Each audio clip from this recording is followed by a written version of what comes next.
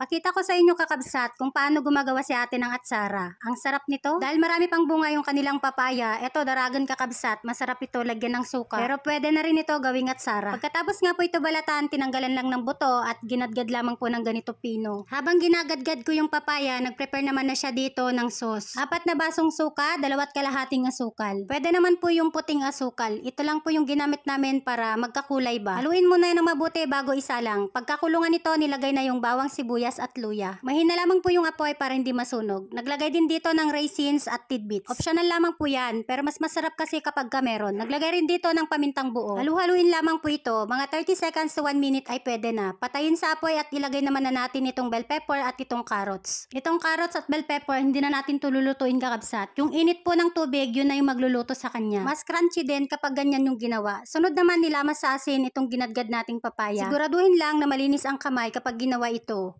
Pagkatapos hugasan ng 2 hanggang 3 beses. Nang malamig na itong sauce, nilagay na natin itong papaya kakabsat. Haluin lang natin ito ng mabuti para lahat ay malagyan. Pwede na natin ito ilagay sa garapon o kaya sa tupperware. At dahil kakabsat ay na ang bango at ang sarap. Kaya kung maraming bunga yung papaya mo, huwag mong sayangin kabsat. Matagal naman ito masira. Ayun lang kakabsat, kung nakatulong sa iyo ang video nito, pakishare na lang. Salamat!